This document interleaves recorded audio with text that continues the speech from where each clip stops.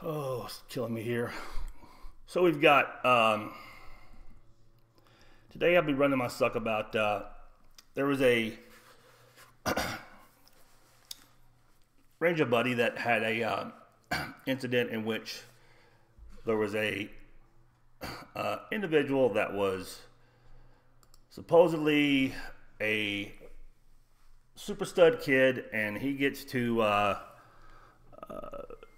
RASP, or he's in RASP holdover, which is a Ranger Assessment Program, and he is somehow, unfortunately, hemmed up, and as he's hemmed up, he gets dropped from the course, and it wasn't his fault because he's with some guy who was a piece of shit, and ultimately, since he was standing there beside the kid, it's guilt by association, so he starts crying to everybody, and this ranger's like trying to get resolution and figure out just what's going on, and ultimately the truth comes out. And when that truth comes out, you've got your typical millennial, and these millennials have no idea what it's like to be fucking, told no, or what is the truth and what is fiction in their mind. So, as the story goes, individuals are finding out what actually happened, and basically the kid lied about it. And he didn't want to look bad to his family, that he just fucking said, I quit. Now, having worked at RASP, but it used to be RIP, we would see guys all the time who would be like, hey, I quit. And be like, all right, is there anything wrong with you that would keep you from finishing this course? Negative, Sergeant. I quit. Okay. And we'd give him a little fucking one-on-one and be like, hey, you should think about this. And it would just be, no, I quit. Well, fuck it. I'm not going to waste my time on you because you're not going to waste your time here. So fuck you. Go get yourself fucking snipped. Don't have kids, because you'll have kids and you'll perpetuate your fucking quitter seed. So I posted this, you're being mean, that's not fair. Now, life's not fair. We've all heard that. We've all fucking, felt the wrath of life, fucking, just do what it does.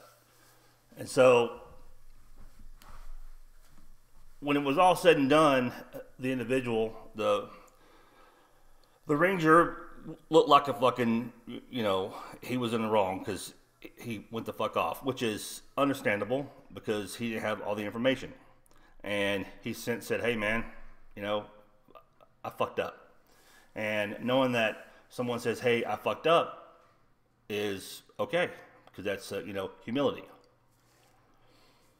And it gets back to these young kids who are these never been told no, never been held accountable, don't understand that, actions have repercussions and consequences. So I've also learned over the course of, a year or two that there are these millennials who are these keyboard warriors or keyboard badasses, and they'll post something and they'll run their fucking insignificant suck, and they've never done anything in their entire life, yet they feel that because they are, these cool guys, that they can say shit, and like it's acceptable because you might be saying something or doing something that is not within their beliefs, and that's our right. And it's also their right to fucking say, blah, blah, blah, whatever. Now, I come from a time in which, when I was growing up, actions had consequences. So if I did something that was out of line in which what my dad thought, I'd get upside the fucking head. I used to pray for upside the fucking head because it usually was a lot more than that, and I get my fucking ass whooped. And, I learned over time to just fucking understand that if you're going to say something, be prepared for the consequences. Now, back in the day, somebody could say something and be like, hey man, fuck you. What? Fuck you. You don't like it? And you fucking punch a motherfucker in the face. And then he'd be like, yeah man, what'd you hit me for? Well, because you had it coming. Because what else was there? And you can't do that nowadays, because if you do it nowadays, motherfuckers cry and then they call the cops. But they are getting what they're asking for. They just don't understand that that shit can happen. And there's people who say that violence doesn't solve anything, but if you go back in time, say like August 10th, 1945, history will show you that violence does solve something. And it made fucking war so distasteful for the people of Japan, they've never been a problem since. Look at Germany, never been a problem since. So, personally, when I was a freshman in high school, my brother had graduated the year before, and now I'm a freshman, and I'm fucking out of my element, and I'm in high school. Ooh, great! And I get this this guy in the lunch line one day was like, "Hey, aren't you Johnny Moore's little brother?" I'm like, "Yeah, cool." I'm thinking, "Hey, here's an older guy who fucking knows my brother." He's like, "Yeah, he's a fucking dick." I'm like, "All right, cool, that's true." And then proceeds to fucking start picking on me. All right. So we're moving along, and he pushes me, and then he literally kicked me in my ass. Now, I grew up from 5th grade. I grew up boxing, and you got to face your fears, and nothing is more frightening than losing the ability to grab shit and climb in the ring, knowing you're going to get hit. And what do? Do you lay down or do you hit back? And not dirty fighting, but just boxing. But I'm at a fucking impasse because I don't want this motherfucker fucking with me. So when I grabbed my tray, it was those one solid big fucking thick plastic motherfuckers that had all the little compartments for your food. And when I grabbed my tray, I turned around and just fucking slapped that motherfucker right in the face. Boom! Well, he was looking to his left, running his suck to his buddy. So when I fucking hit him hard with that fucking heavy ass tray, knocked him on his ass. So when he's on his ass, laying on the ground, I take the tray and I take the end of it and I start fucking just gouging him in the fucking face. I go with my fingers down the tray and I hit each compartment and now I lose the tray. I actually hit myself in the fucking mouth with it. So I grab a handful of hair and I start fucking throwing punches. Bam, bam, bam. Well, now they're dragging me off this guy, and I got a handful of hair, and I'm still fucking making contact. I'm bouncing his fucking head off the fucking floor. They separate us. I go to the principal's office. The principal was Chuck Preston, this big muscle-bound guy who had been my principal in elementary school and had my brother in high school, and now he's got me for fucking 4 years. So we're in there, and he's pissed. And he had this really deep voice. "No, I ain't gonna put up with this. I'm not gonna do 4 years. I'm not gonna repeat this. You Moors are just," and I'm like, I don't give a fuck. So, and I'm getting the speech how violence doesn't solve anything. And I look over at the guy who's fucking bleeding out his nose. He has a hole in his nose. His fucking eyes all swole up. He's fucking crying tears. Bigger dude. And he's like, he hit me with a tray. He hit me in the face about 50 fucking times. Blah, blah, blah, blah, blah. And I'm like, Mr. Preston, violence does solve anything, because ask him if he'll ever fuck with me again. And Mr. Preston kind of stopped and looked at me and looked at him. And the guy's like, no. I'm like, I rest my case.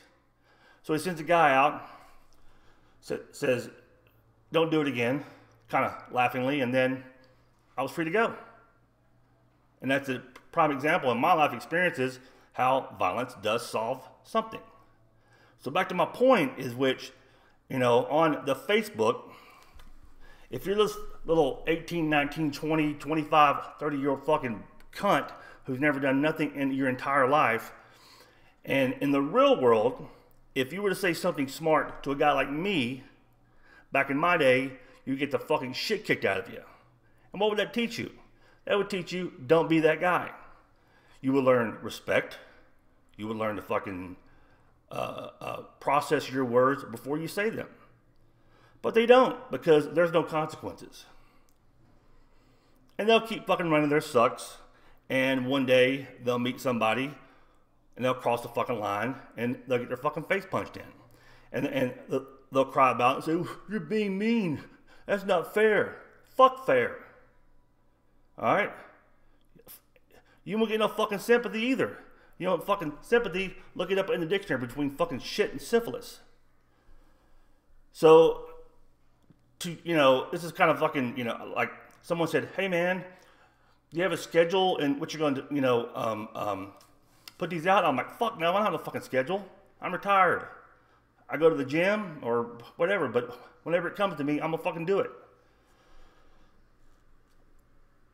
Anyway, I'm all over the place. So my point is that it's not being mean. It's you understanding that if you think that you could speak to somebody a certain way and be a fucking punk, you're like fucking 18, 19, 20 years old, and you ain't done shit in your fucking life, and you want to run your fucking dick sucker to someone like me in a similar situation, be expected to be like, what the hell happened? Wait, fuck, I'm on the ground. What's this ringing in my head? Is that blood? That's fucking blood. And you pick yourself up, and old school way, if we had an argument, you'd fucking slug it out. I'll meet you at the fucking school parking lot after school. You show up, you fucking beat the fuck out of each other, and then usually you become really good friends with that person because you just kick their fucking ass and they don't want to be an enemy and you become friends. But we can't do that because we're in a society of fucking weak people. So the kid who lied about getting dropped from RASP, who had a negative impact on a former Army Ranger, he will have that memory for the rest of his life. And I hope he learns from it. And I hope others learn from it. Because you're going to make mistakes. That's fine. What do you do after those mistakes? Because if you repeat it over and over and over and over and over, well then guess what? You're a dumbass.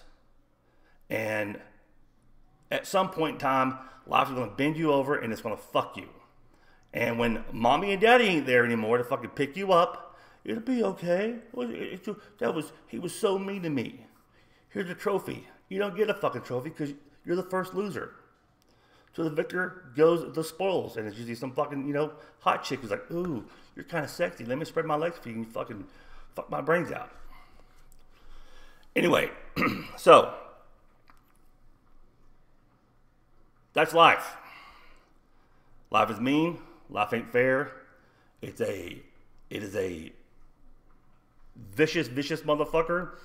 And if you don't take care of your fucking shit, shit's gonna happen to you. That being said, y'all can eat a dick.